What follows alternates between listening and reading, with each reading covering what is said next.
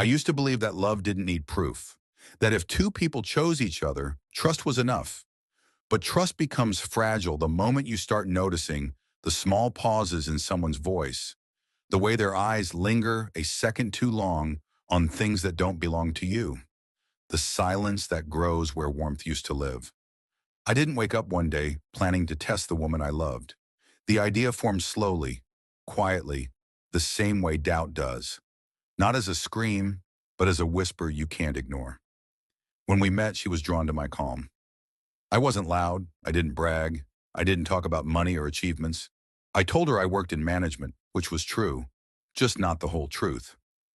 I owned the company, not a global empire, not a name people recognized, but something I had built with my own hands. I never lied to impress her. I simply chose not to lead with my status because I wanted to be wanted for who I was, not for what I could provide. In the beginning, it felt right. She talked about a simple life, about love being more important than luxury, about growing together. I believed her. I wanted to believe her. We moved into a small apartment, modest but warm, and when I proposed, she cried and said yes without hesitation. For a while, I convinced myself that this was all the confirmation I needed. But engagement has a way of changing the tone of conversations. Questions started appearing where none had existed before. How soon we could upgrade our apartment. Whether I saw myself buying a car in the near future. If I thought it was normal for couples our age to travel twice a year. She never accused me of anything, never demanded more. But expectations don't need to be spoken to be felt. They live in comparisons, in casual remarks, in the way someone sighs when they look at another person's life. That was when I told her I had lost my job. I chose an ordinary evening. No drama, no buildup. I told her the company was restructuring, that my position had been cut, that it wasn't personal. I expected concern, maybe fear, maybe even anger. What I didn't expect was the stillness. She listened, nodded, said we would manage, said she supported me, but her hands never reached for mine. Her eyes didn't soften. It was as if she was already doing calculations I couldn't see. A week later, I told her I had found temporary work. I said it slowly, carefully, watching her face as I spoke. I told her I was working as a janitor in an office building, just until I could find something better. I made sure my voice sounded embarrassed, smaller than usual. I wanted to see if she would lift me up or step away. She smiled, but it wasn't a kind smile. It was tight, uncomfortable. She said it was only temporary, that everyone goes through hard times, but her tone carried a quiet disappointment she didn't bother to hide. From that moment on, our life together began to shrink. She stopped inviting me to meet her friends. When I asked why, there was always an explanation.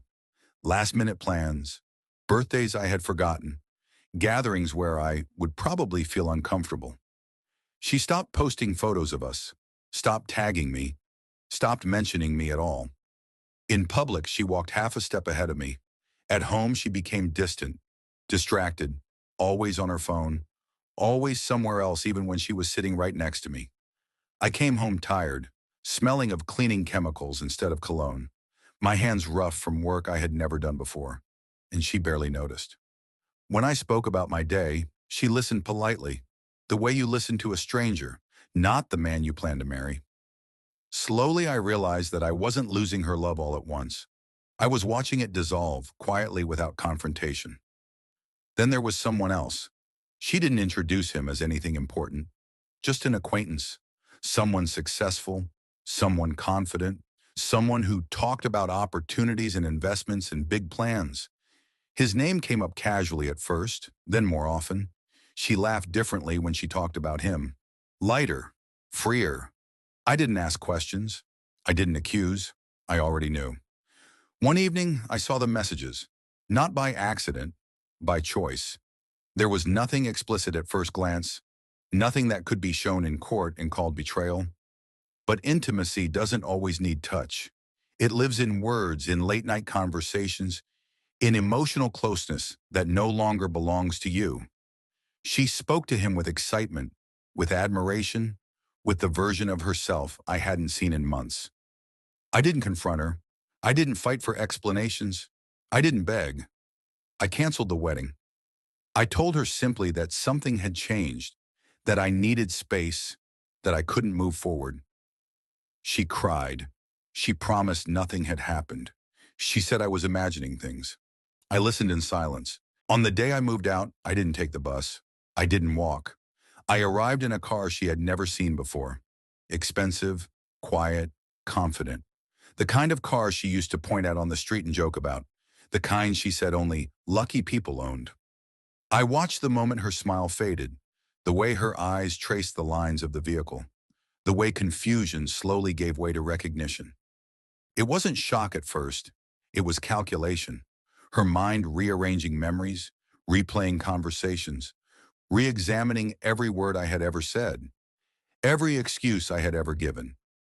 I stepped out of the car calmly. I didn't rush. I didn't enjoy it. I simply existed in that moment, fully aware that this was the first time she was truly seeing me, not as a man, but as a missed opportunity. I could tell by the way her breathing changed, by the way her hands trembled as she finally understood what she had thrown away without ever knowing its value. I didn't explain anything.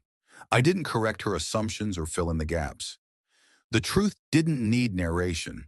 It stood there in front of her, solid and undeniable. She sank to her knees not because she suddenly loved me more, but because fear had finally caught up with her.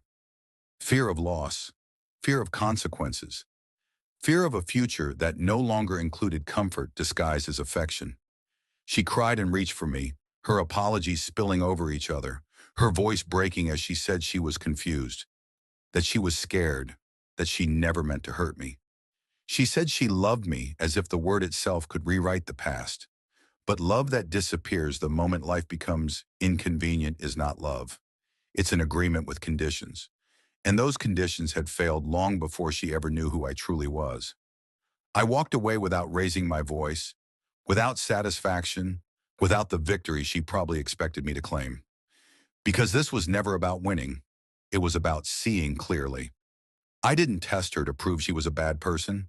I tested her because I needed to understand whether the future I imagined with her was real or just a story I had been telling myself. And once I understood the truth, once I saw her not as the woman I loved, but as the woman she became when comfort was threatened, leaving wasn't dramatic. It wasn't painful.